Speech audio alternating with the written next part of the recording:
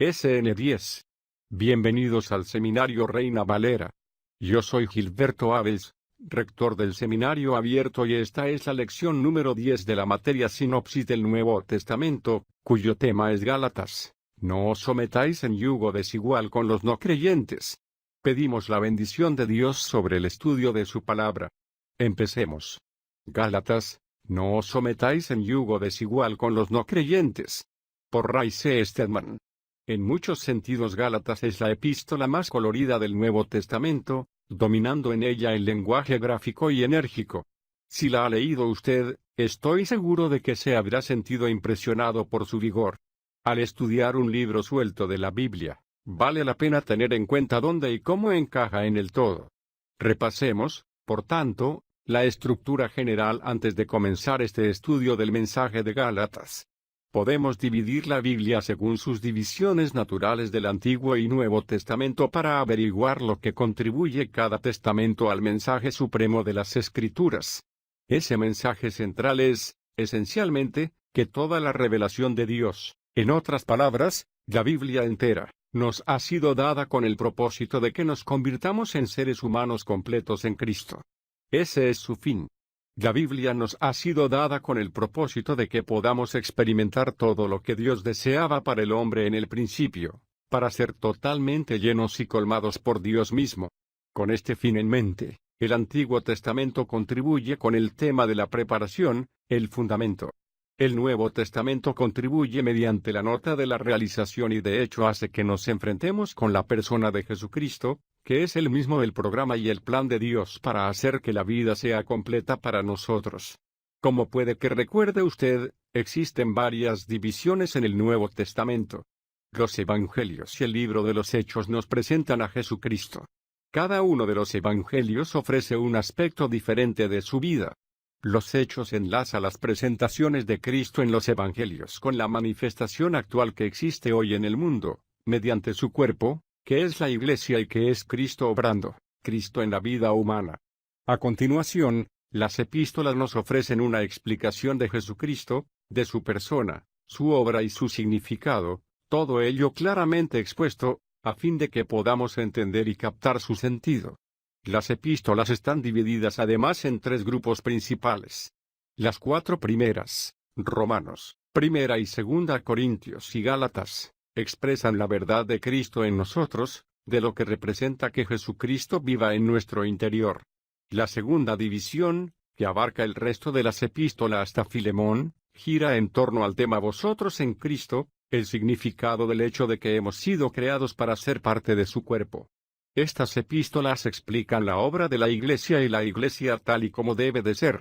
El tercer grupo, empezando con la epístola a los Hebreos e incluyendo las epístolas dirigidas a Santiago, Pedro, Juan y Judas, son las epístolas que describen la palabra operativa fe, explicando lo que es la fe, cómo actúa, por qué sufre y aquello con lo que se enfrenta en la vida. La fe es el medio por el cual todo cuanto Cristo es en nosotros y todo lo que tenemos en Él se manifiestan en nuestra experiencia. La última división del Nuevo Testamento es el libro de Apocalipsis, que se destaca por sí mismo como la gran consumación de lo que Cristo ha venido a hacer en el mundo. En él se describe la gran escena en la cual todo tocará a su fin y la obra de la redención se habrá realizado. Para resumir, relata el estudio de Gálatas que nos disponemos a iniciar como una parte de la Biblia como un todo. Aquellos de ustedes que hayan leído esta breve epístola detenidamente se habrán dado cuenta de que está íntimamente relacionada con las epístolas de Romanos y de Hebreos. Estas tres epístolas del Nuevo Testamento forman lo que podríamos considerar como un comentario inspirado de un solo versículo de Habacuc, uno de los libros del Antiguo Testamento. Fue precisamente a ese profeta del Antiguo Testamento al que Dios le transmitió la gran verdad: el justo vivirá por la fe. Habacuc 2, 4. Las tres epístolas citan este versículo: el justo por su fe vivirá. Es interesante que cada una de ellas muestre un aspecto diferente o enfatice el versículo de manera distinta. En Romanos lo que se enfatiza son las palabras el justo. Pablo explica detalladamente lo que significa ser justo, como el hombre es justificado ante Dios y es declarado justo en Cristo. Fue esta epístola la que finalmente libró a Martín Lutero de su terrible legalismo. En el caso de Gálatas, lo que se enfatiza es vivirá, es decir, ¿qué quiere decir vivir como una persona justa, siendo justificada en Cristo? Esta es la epístola acerca de la libertad, que es la más completa expresión de vida. Finalmente, en Hebreos lo que se enfatiza son las palabras por la fe. Esta es la gran epístola de la fe, que culmina con la sección memorable del capítulo 11, a la que se ha llamado los héroes de la fe. Gálatas aborda la cuestión de cómo es la auténtica vida cristiana. La respuesta se caracteriza por una sola palabra: libertad. El cristiano es llamado a la libertad por Jesucristo, y lo que pretende esta epístola es que los cristianos descubran la libertad de los hijos de Dios de acuerdo con todo lo que Dios ha planeado para el hombre, en lo que se refiere a la libertad y al gozo. El propósito es la libertad de nuestros espíritus humanos en su máxima expresión, limitados tan solo en lo que sea necesario para que podamos existir en armonía con los propósitos de Dios. Por lo tanto, esta epístola ha sido llamada el Decreto de los Derechos de la Vida Cristiana o la Carta Magna de la Libertad Cristiana, la proclamación de la emancipación de todas las formas del legalismo y de la esclavitud en la experiencia cristiana. Leemos en la introducción a la epístola: Pablo apóstol, no de parte de hombre ni por medio de hombre, sino por medio de Jesucristo y de Dios Padre, quien lo resucitó de entre los muertos, y todos los hermanos que están conmigo, a las iglesias de Galicia. Esta no es una epístola que se escribió a una sola iglesia, como en los casos de las epístolas a los Corintios y a los Efesios. Es una epístola que va dirigida a una serie de iglesias. ¿Quiénes eran estos Gálatas? Si lee usted los capítulos 13 y 14 de Hechos, descubrirá los antecedentes sobre estas iglesias. Estas iglesias las fundó Pablo durante su primer viaje misionero, que llevaba consigo a Bernabé, y ambos estuvieron en las ciudades de Antíoco, Icono, Derbe y Listra. En una ocasión, en Listra, fue apedreado y arrastrado fuera de la ciudad, dejado por muerto, después de que le hubiesen dado la bienvenida y de haber sido tratado como si hubiera sido un dios. Pero fue perseguido en todas estas ciudades, que se hallaban en Galicia. El nombre de la provincia procede de la misma raíz que la palabra Galia. Aquellos de ustedes que hayan estudiado latín en la escuela recordarán haber empezado leyendo acerca de Julio César, y el relato empezaba con las palabras: Gallia est omnis divisa in partes tres. Es decir, Galia se divide en general en tres partes. Galia es el antiguo nombre que se le daba a Francia. Unos 300 años antes de Cristo, algunos galos procedentes de lo que es actualmente Francia, habían invadido el Imperio Romano y habían saqueado la ciudad de Roma. A continuación cruzaron y se introdujeron en el norte de Grecia y continuaron a través del estrecho de los Dardanelos en dirección a Asia Menor. Invitados por los reyes de aquella región, los galos se establecieron allí. Así que no eran árabes ni orientales, sino una raza celta, de un linaje semejante al de los escoceses, los irlandeses, los bretones y los franceses.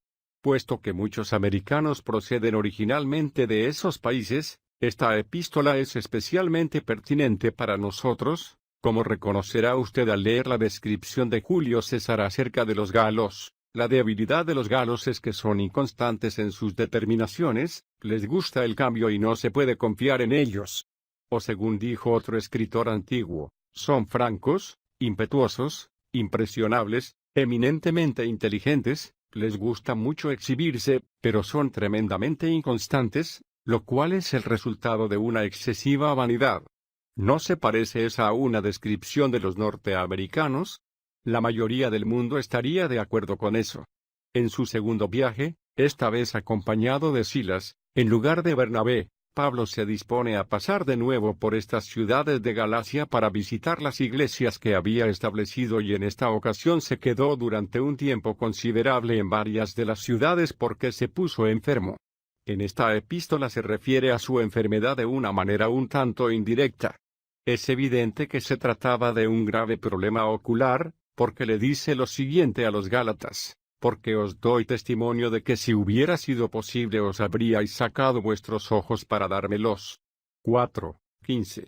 Algunos eruditos bíblicos creen que tenía los ojos hinchados y llenos de pus, y eso hacía que en ocasiones su aspecto resultase repugnante. Pero estos Gálatas, como Pablo admite en esta epístola, le recibieron con un gran gozo, tratándole como si hubiera sido un ángel de Dios o incluso el propio Jesucristo, deleitándose en el Evangelio de la gracia que Pablo les predicaba porque les exponía, con un estilo sorprendentemente gráfico, la gloria y la obra del Señor crucificado. Por lo tanto, ellos habían logrado participar de lleno de la plenitud del Espíritu y habían recibido el amor, el gozo y la paz que Jesucristo ofrece, al introducirse en el corazón. Pero cuando escribió esta epístola, probablemente desde la ciudad de Corinto, había sucedido algo. Ciertas personas, a los que Pablo llama en otro lugar lobos disfrazados de piel de cordero, se habían introducido entre ellos. Ciertos judaizantes habían descendido de Jerusalén predicando lo que Pablo llama un evangelio diferente, no porque fuese totalmente diferente, sino por ser una perversión del verdadero evangelio. A estos gentiles que creían en Jesucristo con la candidez de su fe recién descubierta, los judaizantes les estaban diciendo que a fin de poder crecer y convertirse en cristianos genuinos era preciso que los gentiles se circuncidasen, que guardasen la ley de Moisés y que obedeciesen todos los rituales del Antiguo Testamento. Por lo que estos legalistas estaban intentando imponerles todas sus restricciones y las obligaciones ceremoniales de la ley de Moisés. Ahora bien, aclaremos que no es que dejasen de lado a Jesucristo, pocos son los evangelios que están siendo proclamados que hagan algo semejante. Pero se colocaba al Señor en segundo lugar y lo más importante era cumplir la ley. Es más, los judaizantes desafiaban la autoridad apostólica del apóstol Pablo, alegando que era independiente, que era irresponsable, demasiado entusiasta y que se había graduado del seminario equivocado, por lo que estaban intentando conseguir que los gálatas rechazasen su autoridad como apóstol. Pablo se sintió profundamente turbado por estas noticias. Al leer la epístola salta a la vista que se sentía además sumamente inquieto. Preste usted atención a las expresiones que usa, por ejemplo en el versículo 8 del primer capítulo leemos, pero aun si nosotros mismos o un ángel del cielo os anunciara un evangelio diferente del que os hemos anunciado, sea anatema. O para expresarlo con más dureza, como de hecho dijo Pablo, que sea maldito. Y lo vuelve a repetir, si alguien os está anunciando un evangelio contrario al que recibisteis, sea anatema. No estaba sencillamente lanzando retos mordaces o insultos, estaba simplemente afrontando el hecho de que cualquiera que se presente con la intención de predicar un evangelio diferente ya se ha condenado y no ha encontrado la verdad. Los que viven apartados de Cristo han sido maldecidos, como deja bien claro el apóstol no solo en esta epístola, sino en muchas otras. Al final de esta epístola sus emociones se ven nuevamente conmovidas y se siente profundamente preocupados por aquellas gentes, que estaban predicando la necesidad de la circuncisión y que llevaban en su carne las marcas de la ley, diciendo, ojalá se mutilasen los que os perturban. 5:12. Lo que está diciendo literalmente es, dejadles que se castren. Puesto que tienen tanto celo que se empeñan en que llevéis alguna marca en vuestra carne, dice, me gustaría que hiciesen las cosas a fondo y se castrasen a sí mismos. Podemos detectar en sus palabras, a lo largo de toda la epístola, algo de lo que le quema las entrañas porque el apóstol se siente terriblemente dolorido. Va muy en serio, no se anda con contemplaciones y no pierde el tiempo con palabras amables ni saludos personales, sino que va al grano, abordando el tema en cuestión con decisión y vehemencia. No puede ni siquiera esperar a su escriba y, como nos dice en la parte final de esta epístola, lo explica todo de manera dolorosamente clara y con mayúsculas, por así decirlo, de su propio puño y letra, a pesar de los graves problemas oculares que le aquejan. ¿Cuál es el tema de la epístola? ¿Qué es lo que hace que Pablo se sienta tan enfadado?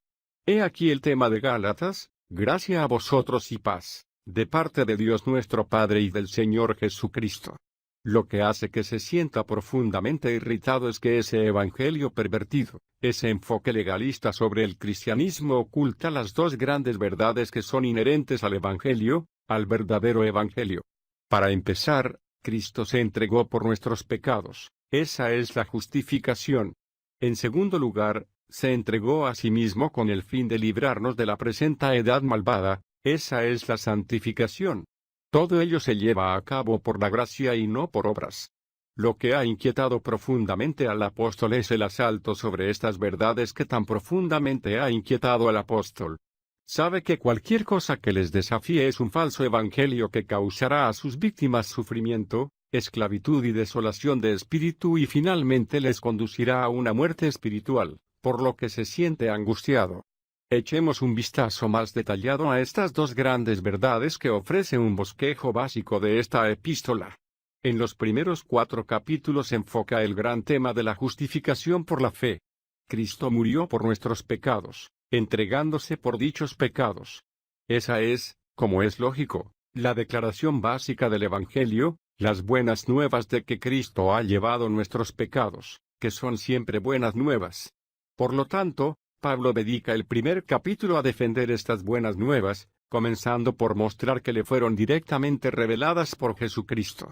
No fue algo que le transmitiese ningún hombre, ni siquiera los apóstoles, sino que fue Cristo mismo el que se le apareció con estas buenas nuevas.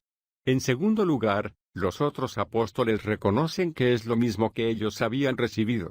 Esta, por cierto, es una de las respuestas a lo que se le llama en nuestros días hiperdispensacionalismo.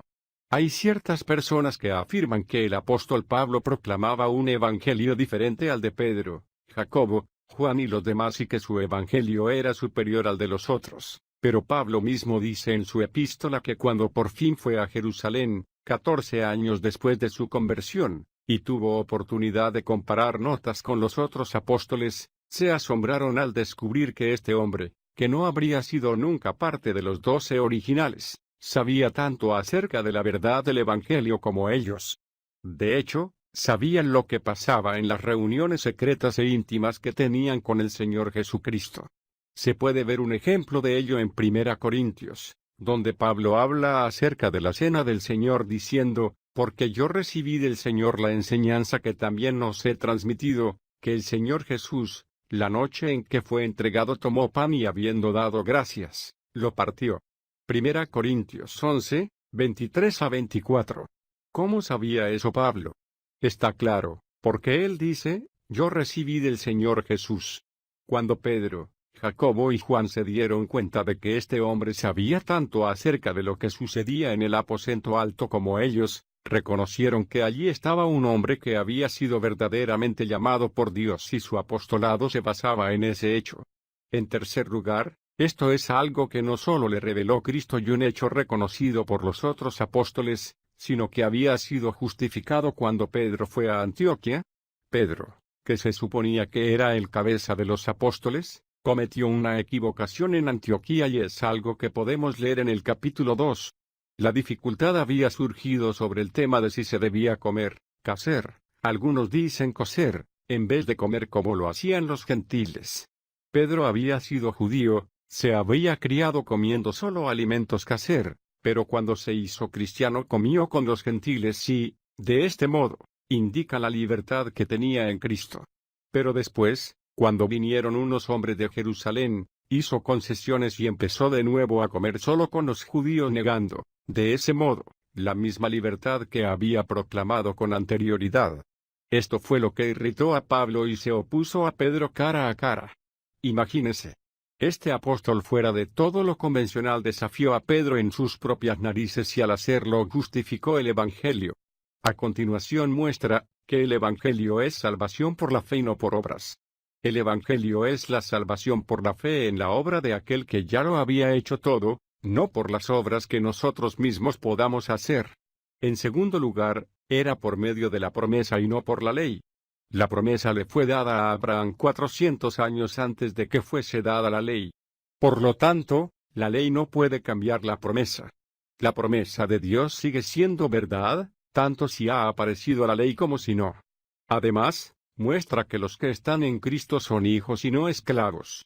Ya no son siervos, sino que forman parte de la familia de Dios. En este sentido, expone los grandes pasajes metafóricos acerca de Agar y Sara, la ley y el monte de la gracia, Jerusalén arriba. En estos pasajes habla acerca del gran hecho de la justificación por la fe. Ahora bien, todo ello se encuentra resumido en la breve frase se entregó a sí mismo por nuestros pecados. Jesucristo había pagado el precio él mismo, No había enviado a un ángel. Ningún ángel podría haber ocupado nuestro lugar por muy alto que se encontrase. El que fue olvidado en la cruz, fue uno de los tres de la divinidad. Fue precisamente esta verdad la que libró el alma de Martín Lutero. Hace más de 450 años este monje de Wittenberg fue decididamente y clavó las 99 tesis en la puerta de la iglesia del castillo y ahí fue donde comenzó lo que llamamos la Reforma Protestante. He aquí un hombre que se había esforzado al máximo para hallar el camino al cielo, por medio de las obras. Había hecho todo cuanto la iglesia de sus tiempos le había sugerido. Había probado el ayuno, las indulgencias, los sacramentos, la intercesión de los santos, las penitencias y las confesiones. Había soportado largas noches de vigilia y pesados días de arduos trabajos. Había hecho todo cuanto había podido, pero cuanto más trabajaba, tanto más iba en aumento su angustia interior. Después de todo esto y totalmente desesperado, se dirigió al director de la orden agustina, de la que formaba parte como monje, y pidió alguna clase de dispensa. El querido anciano, que no sabía demasiado, le dijo todo lo que pudo. Le dijo, no pongas la fe en ti mismo, sino en las heridas de Cristo.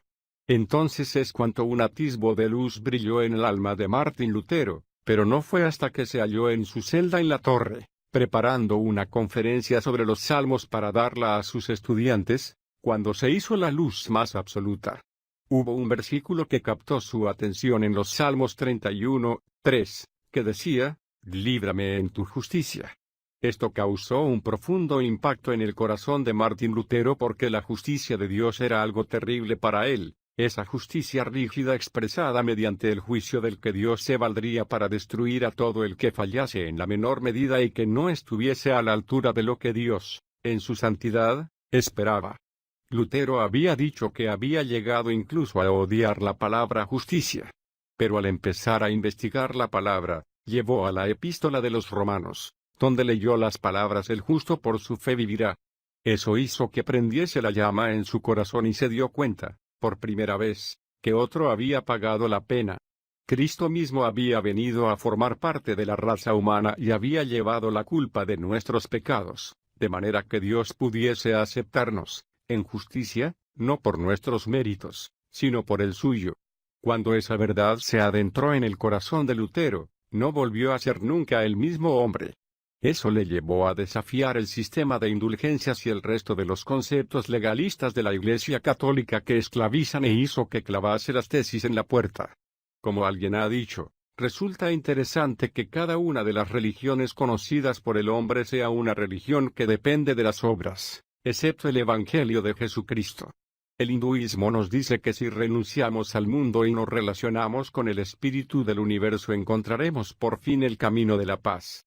El budismo expone ante nosotros los 8 principios, según los cuales el hombre debe de actuar y, de ese modo, encontrarse en el camino de la salvación. El judaísmo dice que debemos de guardar la ley, cumpliéndola total e inflexiblemente, y entonces seremos salvos. Según el Islam el hombre debe orar 5 veces al día, dar limosnas, ayunar en el mes de Ramadán y obedecer los mandamientos de Alá. Todas ellas siguen el camino de las obras. El unitarianismo afirma que el hombre se salva teniendo un buen carácter. El humanismo moderno dice que la salvación se consigue sirviendo a la humanidad, pero en cada caso se dice que se consigue la salvación mediante algo que hacemos, pero las buenas nuevas del Evangelio son que Cristo lo ha hecho todo. Solo Él ha hecho lo que ningún hombre puede hacer por sí mismo y, gracias a esto, nos ha hecho libres. En los capítulos 5 y 6, el apóstol expone el segundo aspecto, igualmente importante, acerca de esta gran verdad, resumido en las palabras del capítulo 1, versículo 4, nos libró de la presente época malvada. El cristianismo no se trata sencillamente de ir al cielo cuando nos muramos, sino que es también vivir hoy, en esta vida que tenemos. Es verse libre de la esclavitud controladora del mundo y sus costumbres, lo malo y lo malvado, aquello con lo que nos encontramos actualmente en nuestra vida. Pero esto también es el don de Jesucristo. Una vez más el apóstol habla muy enfadado a estos gentiles. Les había dicho con anterioridad, Gálatas insensatos, sois unos ingenuos. ¿Creéis que podéis comenzar en el Espíritu y luego continuar carnalmente y de ese modo expresar vuestra profesión? Pues os digo que todo es por la fe, y es por el poder de Dios que debemos vivir la vida cristiana. A continuación Pablo desarrolla el tema, mostrando que el Evangelio de la libertad en Jesucristo, la vida de libertad, no debe perderse por causa del legalismo ni se debe abusar de ella por medio del libertinaje. No nos da ciertamente derecho a hacer lo que queramos, de la manera que nos apetezca. También eso es una esclavitud, solo que de otra clase. La verdadera libertad debe expresarse mediante un servicio de amor los unos por los otros. Esa es la auténtica vida. Todos los legalistas resumen su clase de fe básicamente de la siguiente manera. Dicen que la sinceridad y la actividad son equivalentes a vida. Puede usted probar cualquier experiencia religiosa en el mundo según ese concepto y, a menos que sea el Evangelio de la gracia de Dios, se encontrará con que lo que afirma, se resume de una manera u otra en eso. La sinceridad, es decir, la fe, más la actividad es igual a la vida, tal y como Dios tenía la intención de que la vivamos, la salvación o lo que quiera usted llamarlo. Pero la verdad es todo lo contrario. Es que la vida más la fe equivalen a la actividad, que es algo completamente diferente. Hacemos obras, no a fin de ser salvos ni para ser bendecidos por Dios, sino que lo hacemos con el fin de compartir la vida de Jesucristo en nosotros. En la actualidad se sigue encontrando el galasianismo, aunque no es muy factible que se nos pida que nos circuncidemos ni que observemos el Sabbat.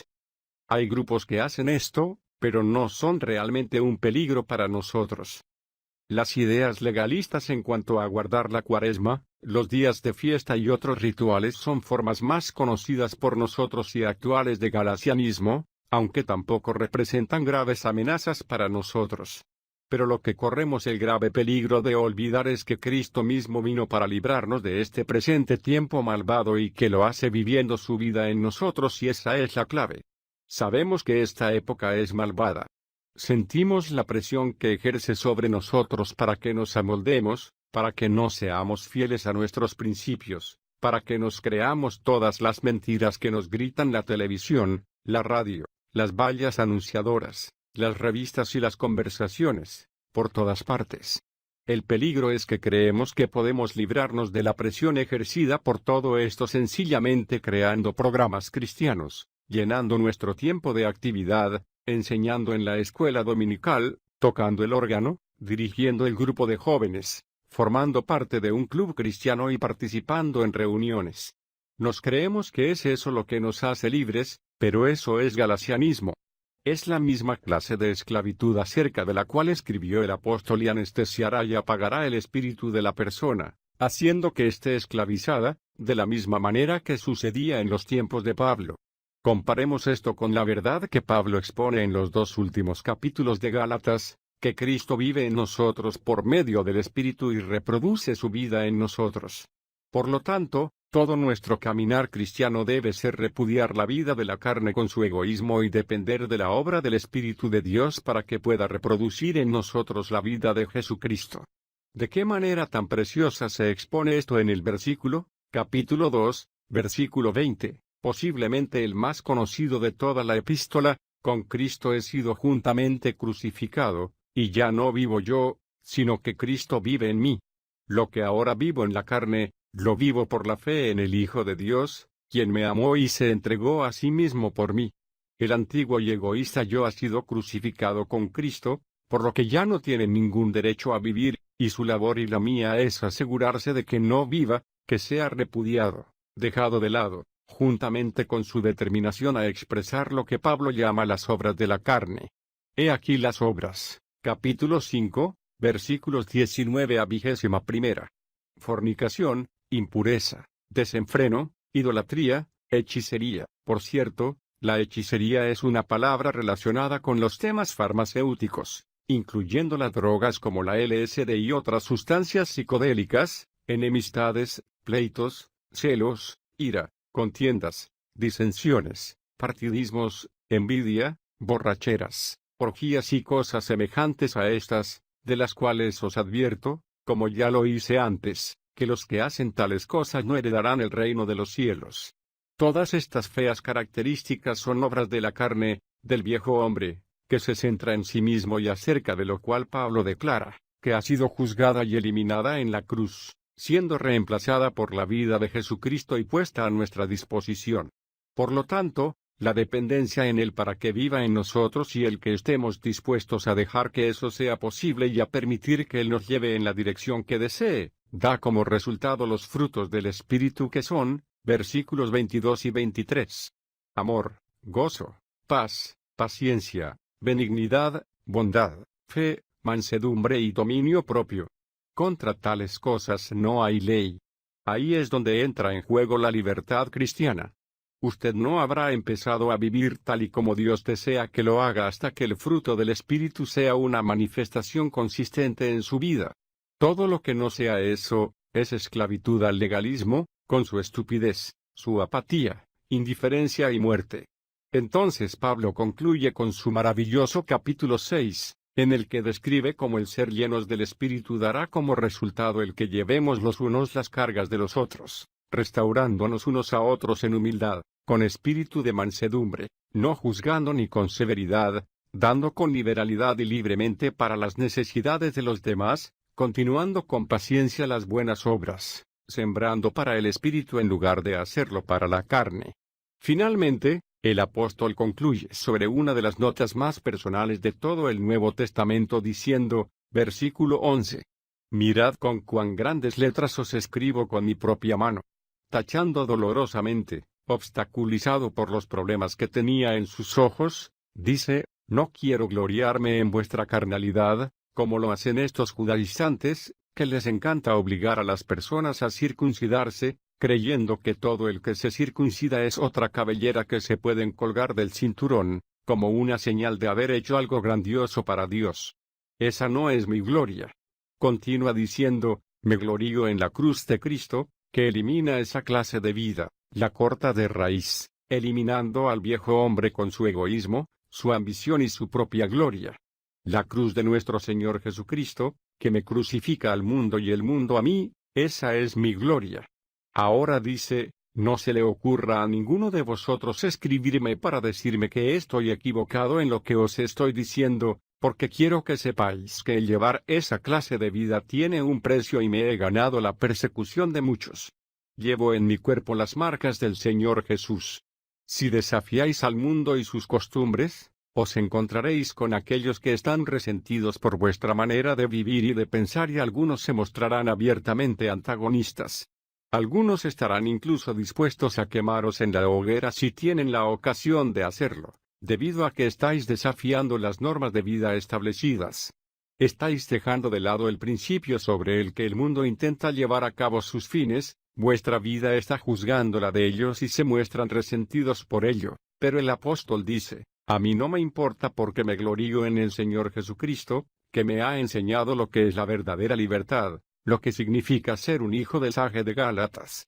Podemos dividir la Biblia según sus divisiones naturales del Antiguo y Nuevo Testamento para averiguar lo que contribuye cada testamento al mensaje supremo de las Escrituras. Ese mensaje central es, esencialmente, que toda la revelación de Dios, en otras palabras, la Biblia entera, nos ha sido dada con el propósito de que nos convirtamos en seres humanos completos en Cristo. Ese es su fin. La Biblia nos ha sido dada con el propósito de que podamos experimentar todo lo que Dios deseaba para el hombre en el principio, para ser totalmente llenos y colmados por Dios mismo. Con este fin en mente, el Antiguo Testamento contribuye con el tema de la preparación, el fundamento. El Nuevo Testamento contribuye mediante la nota de la realización y de hecho hace que nos enfrentemos con la persona de Jesucristo, que es el mismo el programa y el plan de Dios para hacer que la vida. SN10. Bienvenidos al Seminario Reina Valera. Yo soy Gilberto Abels, rector del Seminario Abierto y esta es la lección número 10 de la materia Sinopsis del Nuevo Testamento, cuyo tema es Gálatas. No os sometáis en yugo desigual con los no creyentes. Pedimos la bendición de Dios sobre el estudio de su palabra. Empecemos. Gálatas, no os sometáis en yugo desigual con los no creyentes. Por Ray C. Stedman. En muchos sentidos Gálatas es la epístola más colorida del Nuevo Testamento, dominando en ella el lenguaje gráfico y enérgico. Si la ha leído usted, estoy seguro de que se habrá sentido impresionado por su vigor. Al estudiar un libro suelto de la Biblia, vale la pena tener en cuenta dónde y cómo encaja en el todo. Repasemos, por tanto, la estructura general antes de comenzar este estudio del mens en el mundo. En él se describe la gran escena en la cual todo tocará a su fin y la obra de la redención se habrá realizado. Para resumir, relata el estudio de Gálatas que nos disponemos a iniciar como una parte de la Biblia como un todo. Aquellos de ustedes que hayan leído esta breve epístola detenidamente se habrán dado cuenta de que está íntimamente relacionada con las epístolas de Romanos y de Hebreos. Estas tres epístolas del Nuevo Testamento forman lo que podríamos considerar como un comentario inspirado de un solo versículo de Habacuc, uno de los libros del Antiguo Testamento. Fue precisamente a ese profeta del Antiguo Testamento al que Dios le transmitió la gran verdad: el justo vivirá por la fe. Habacuc 2:4. Las tres epístolas citan este versículo: el justo por su fe vivirá. Es interesante que cada una de ellas muestre un aspecto diferente o enfatiza sea completa para nosotros. Como puede que recuerde usted, existen varias divisiones en el Nuevo Testamento. Los Evangelios y el libro de los Hechos nos presentan a Jesucristo. Cada uno de los Evangelios ofrece un aspecto diferente de su vida. Los Hechos enlaza las presentaciones de Cristo en los Evangelios con la manifestación actual que existe hoy en el mundo, mediante su cuerpo, que es la Iglesia y que es Cristo obrando, Cristo en la vida humana. A continuación, las epístolas nos ofrecen una explicación de Jesucristo, de su persona, su obra y su significado, todo ello claramente expuesto, a fin de que podamos entender y captar su sentido. Las epístolas están divididas además en tres grupos principales. Las cuatro primeras, Romanos, Primera y Segunda Corintios y Gálatas, expresan la verdad de Cristo en nosotros, de lo que representa que Jesucristo viva en nuestro interior. La segunda división, que abarca el resto de las epístolas hasta Filemón, gira en torno al tema vosotros en Cristo, el significado del hecho de que hemos sido creados para ser parte de su cuerpo. Estas epístolas explican la obra de la Iglesia y la Iglesia tal y como debe de ser.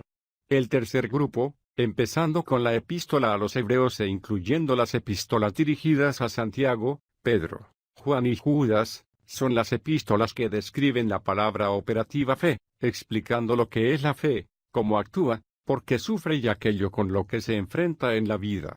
La fe es el medio por el cual todo cuanto Cristo es en nosotros y todo lo que tenemos en Él se manifiestan en nuestra experiencia. La última división del Nuevo Testamento es el libro de Apocalipsis, que se destaca por sí mismo como la gran consumación de lo que Cristo ha venido a hacer en